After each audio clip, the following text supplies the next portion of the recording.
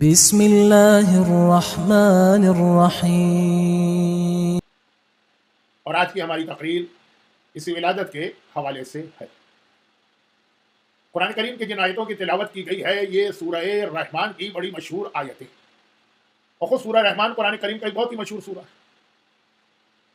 خاص طور پر سورہ رحمان میں جو ایک آیت کو بار بار ریپیٹ کیا گیا ہے، فَبِأَيِّ آلَاءِ رَبِّكُمَا تُكَذِّبَانِ،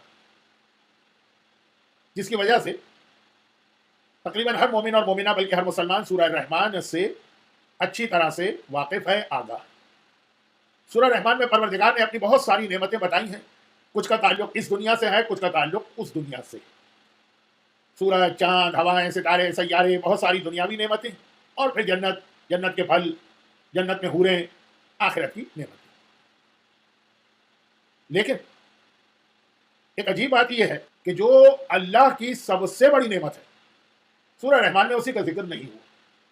یعنی کم از کم ایک سمپل سے مسلمان کو ایسا لگتا ہے اب اللہ کی سب سے بڑی نعمت کیا ہے؟ اچھا، ہم اور آپ تو اس کو ڈیسائیڈ کر بھی نہیں سکتے، کیونکہ ہر آدمی اپنی سچویشن کے اندر کسی ایک نعمت کو بڑی نعمت سمجھ لیتا ہے، اور سچویشن چینج ہوتی ہے، سرکمسٹانسز چینج ہوتے ہیں، تو پھر اب کوئی اور نعمت بڑی ہو جاتی ہے۔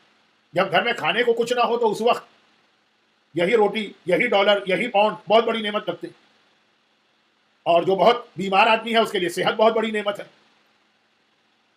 اور اگر کوئی آدمی شادی شدہ ہے اور اولاد نہیں ہو رہی تو اس کو اولاد بہت بڑی نعمت لگتی ہے، اور کبھی اولاد ہو جاتی ہے اور بڑی ہو گئی ہے، بیٹیوں کی شادی نہیں ہو رہی، اس کو یہ بہت بڑی نعمت لگتی ہے۔ اور ایک ہی آدمی اپنی زندگی کے مختلف مرحلوں، سچویشن تو چینج ہوتی ہے نا، سرکمسٹانسز تو چینج ہوتے ہیں، کبھی اسے دولت بڑی نعمت لگتی ہے، کبھی اسے اولاد بڑی نعمت لگتی ہے، اسی ایک آدمی کو۔ کتنے ہی ایسے لوگ بھی ہوں گے جن کی نگاہ میں کسی ایک ملک کا ویزا بہت بڑی نعمت، وہ مل جائے تو سارے مسئلے حل، دولت بھی آ جائے گی، پھر صحت بھی آ جائے گی، پھر اچھی جگہ شادی بھی ہو جائے گی۔ کتنے لوگوں کی نگاہ میں ایک سٹیزن شپ مل جانا بہت بڑی نعمت ہے۔ تو ہر آدمی اپنے اپنے سرکمسٹانسز کے اعتبار سے الگ ڈیسیشن لے گا۔ لیکن اگر ہم خود خدا سے جا کے پوچھ لیں، رب العالمین سے دریافت کر لیں، اللہ سبحانہ و تعالیٰ سے پوچھ لیں کہ اے خدا تو بتا، اتنی نعمتیں تو نے دی ہیں، ہر نعمت تو دینے والا ہے، نعمتیں تو اللہ ہی دیتا ہے نا۔ وَإِن تَعُدُّوا نِعْمَتَ اللَّهِ لَا تُحْصُوهَا، اور اتنی نعمتیں دی ہیں کہ قرآن نے کہا کہ خالی نعمت کو اگر کاؤنٹ کرنا چاہو تو اٹس ناٹ پاسبل۔ تو بتا کہ اتنی ساری نعمتیں جو تو نے دی ہیں، اس میں سب سے بڑی نعمت کیا ہے؟ تو غدیر خم میں ایک اعلان آ گیا، اور پھر سورہ مائدہ کی آیت آ گئی، الْيَوْمَ أَكْمَلْتُ لَكُمْ دِينَكُمْ وَأَتْمَمْتُ عَلَيْكُمْ نِعْمَتِي، آج میں نے اپنی نعمتیں تم پہ کامل کر دی، تمام کر دی، کمپلیٹ کر دی۔ اب اتنی بڑی نعمت دے دی ہے، اس سے بڑی کوئی نعمت نہیں ہے، نعمتیں تمام ہو گئی، فنش۔ یہ لفظ انسان اسی وقت استعمال کرتا ہے کہ جب بالکل کوئی آخری چیز دے دیتا ہے کہ اس سے بڑی تو اب کوئی چیز میرے پاس نہیں۔ پروردگار مجبور نہیں ہے، لیکن خود خدا اس نعمت کو سب سے بڑی نعمت قرار دے رہا۔ وہ کیا ہے؟ وہ ہے ولایت اہل بیت، وہ ہے امامت ائمہ معصومین۔ اب سورہ رحمان میں ساری نعمتوں کا ذکر ہو گئے، نہیں ذکر ہوا تو اہل بیت اطہار کا۔ ذرا سی انٹرسٹنگ بات بھی ہے، ذرا سی سرپرائزنگ بات بھی، ذرا سی شاکنگ بھی ہے۔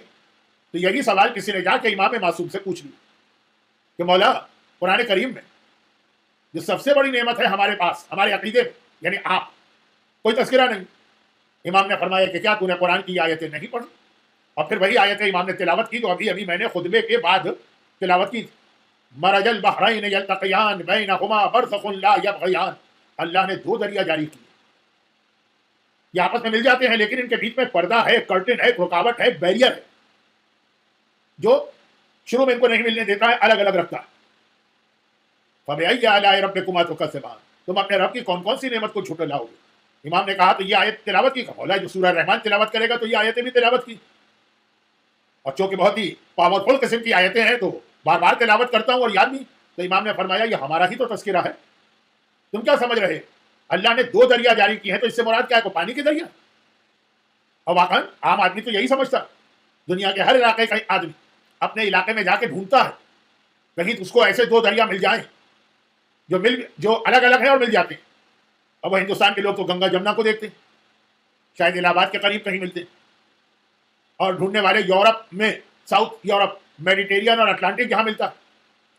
آپ لوگ تو محفل العصر کا جو مجمع ہے تو زیادہ تر تو آپ لوگ جب یہ فزیکل اٹینڈنس ہوتی تو کیلیفورنیا کے آپ نے تو پیسیفک دیکھا ہے، لیکن اٹلانٹک اور میڈیٹیرین جہاں پہ ملتا ہے وہاں بھی ایسا لگتا ہے کہ دو الگ الگ دریا ہیں ایک دوسرے سے مل رہے ہیں.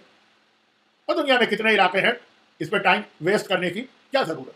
امام معصوم نے فرمایا تم کیا سمجھ گئے، یہ کیا پانی کے دریا ہیں جس کا تذکرہ قرآن کر رہا؟ ہم بحور الہدایہ، یہ ہدایت کے دریا ہیں، یہ نور کے دریا ہیں، یہ عصمت کے دریا ہیں، یہ طہارت کے دریا ہیں جس کا قرآن تذکرہ کر رہا.